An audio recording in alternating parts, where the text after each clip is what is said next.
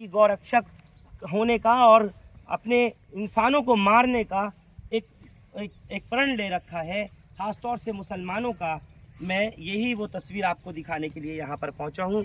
लोग यहाँ आ रहे हैं, लोग फातिहा पढ़ रहे हैं, इनको याद कर रहे हैं। इनके गांव के भी लोग हैं, इनके मिलने जुलने वाले रिश्तेदार भी हैं, गैर भी हैं, और न सिर्फ राजस्थान से, न सिर्फ दिल्ली से, बल्कि अलग अलग स्टेट से, अलग अलग जगहों से, अलग अलग मकामात से लोग यहाँ आकर के इनकी इस आखिरी आरामगाह में आकर फातिहा पढ़ रहे हैं, जहाँ इनको मदफून किया गया है।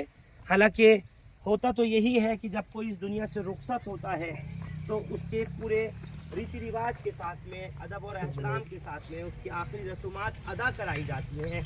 उसका बाकायदा कोई किसी का इंतकाल होता है तो उसका गुस्ल कराया जाता है, कफन दफन होता है।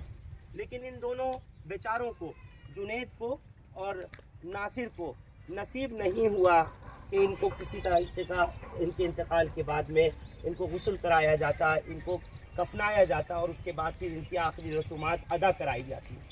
लेकिन कार के अंदर से मिले कंकाल ने तो लोगों को, सबको स्तब्ध कर दिया। सोचिए इनके घर वालों का क्या हाल होगा, क्या कैफियत होगी।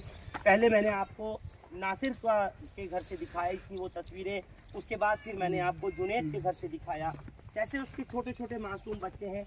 नासिर की शादी को हालांकि 14-15 साल हो चुके, लेकिन कोई औलाद नहीं थी।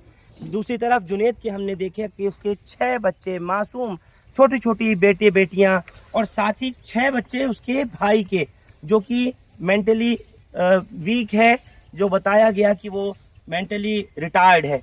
उसके बच्चों की भी जिम्मेदारी जुनैद पर ही थी, और उसी छोटी सी दुकान को से वो पूरा पालन पोषण अपने भी बच्चों का और अपने भतीजों का और अपने भतीजियों का कर रहा था। इतना बड़ा एक जिम्मेदारी उठाने वाला शख्स इस तरह से मार दिया जाता है, ब्रूटल कत्ल कर दिया जाता है। सवाल एक नहीं, दो नहीं, हज़ारों पैदा हो रहे हैं कि आखिर सरकारों की क्यों पुष्टपनाही है, क्यों बजरंग दल के उस गुंडे के खिलाफ और उसकी पूरी भगवा ब्रिगेड के खिलाफ आखिर क्यों कोई कार्रवाई अब तक नहीं की गई, जिसकी वजह से नौबत ये आई कि इन दोनों नौजवानों ने, एक महज 27-28 साल का नासिर और दूसरा 35-36 साल का जुनैद, इन्होंने अपनी दुनिया ही को अलविदा कह दिया। जिस तरह से इनको मारा पीटा गया, इनके ऊपर इल्ज़ाम रखा गया कि ये गौकशी करते हैं, ये गौ तस्करी करते हैं, स्मगलिंग करते हैं, ये तमाम चीज़ें जब सामने आईं, और उसके बाद में जिस तरह से इनको किडनैप करके, अगवा करके इनको मारा गया और जला दिया गया, उससे तमाम लोग हैरान हैं, स्तब्ध हैं। यहाँ बहुत से लोग हैं जो इनकी कब्र पर फातिहा वगैरह पढ़ने आए हैं। क्या नाम है आपका और कहाँ से आए हैं? थोड़ा आप इस तरफ आके बताएं मुझे। मैं यहीं से ही हूँ जी, 8-10 किलोमीटर मेरा गांव है, और यहाँ पे हम सूरह फातिहा पढ़ रहे हैं जी। मोहम्मद अफजल मेरा नाम है।